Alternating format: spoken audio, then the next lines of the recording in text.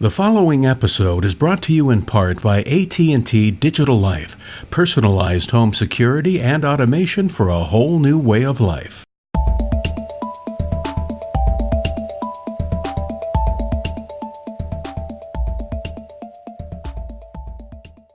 A growing concern for homeowners and the building industry alike is the topic of mold. Now, mold's been around for millions of years. There are hundreds of thousands of different species. But there are a lot of misconceptions about the health impacts of mold. With me today is Jed Waldman with the California Department of Health Services, and you're chief of the Indoor Air Quality Program there. Have you gotten a lot more calls lately about mold? Indoor mold problems, Steve, have been around for decades, and we've been fielding those calls. But in the last several years, a combination of media attention, builders' concerns, and the public at large has grown tenfold. Can you tell me about mold as an organism? Well, mold is a microscopic organism that's essential to the way we live on our planet. It's responsible for breaking down much of the organic material when you go outside. It's also useful in food production. Jed, what about the health effects of mold? Should we be concerned?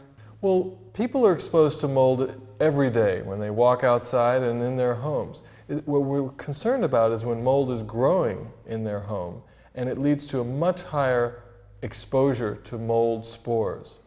The type of health effects that are most common are those associated with allergic reactions to the mold itself. Large proportion, maybe 20–25% of the population, has some reaction to mold as an allergent. And the type of allergic reaction that people are familiar with: hay fever, itchy eyes, runny nose, congestion. We also know that mold spores can trigger asthma attacks for people who have asthma. Scientific community isn't clear on whether it causes asthma, but we do know it can trigger asthma. Now, those are the things we know well. There's a whole area of mold health effects that is still being studied: the irritancy effect of among non-allergic people to mold, and this whole question of toxigenic molds. There's not good scientific literature to support that mold toxins cause health effects. However, the health department's point of view is there's enough known to stand by a concern that indoor mold problems are going to cause health effects, and we should be addressing and removing mold when it grows indoors. Jed, moisture is a big cause of most of these mold-related problems. Steve, that's the central issue. Moisture control represents indoor mold control. Without moisture, mold doesn't grow. Moisture sources in homes are usually most serious when they're caused by leaks. A roof leak starts small, no one gets to the repair, it becomes a major source of moisture. A plumbing leak, similarly. A toilet overflowing. There are cases, the minority of cases are associated with moisture control, high humidity in the home, inadequate ventilation. And those are issues that are fairly well addressed in the building code. The catastrophic failure of plumbing or roof are sources of the most serious mold problems. At what level should we be concerned? Well, in the absence of health effects, a small amount of mold is something that a homeowner shouldn't be unduly concerned about. It's something that they can clean up in the general maintenance of their home.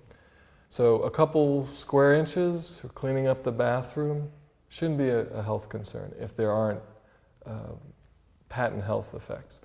However, if there's a roof leak or a plumbing leak and it leads to tens of square feet of moldy insulation or carpet that's been soaked for a period and has become moldy, that's the source of major contamination and could lead to serious health effects in the occupants. Most people incorrectly assume that it's moisture vapor building up inside the home that causes most of the problems. Well, we see those sort of problems, and mostly they're associated with activities like overwatering plants or people cooking for extended periods or using their bathroom shower without ventilation. But in fact, the most serious source of water in homes are the leaks, are the failures in the plumbing or in the roof, so that you get bulk water. And when bulk water enters the building elements of homes, that's where you get the most serious contamination from mold growth following those leaks. Jed, how do you know if you have mold in your home? There are rare cases where it's hidden and it takes a full-blown investigation to find. But in general, you'll see mold or you'll smell it. That means it's there. Jed, thanks for being here. There's a common misconception that tighter homes or energy codes really cause a lot of the mold problems that we're experiencing in homes today. The fact is that's just not true.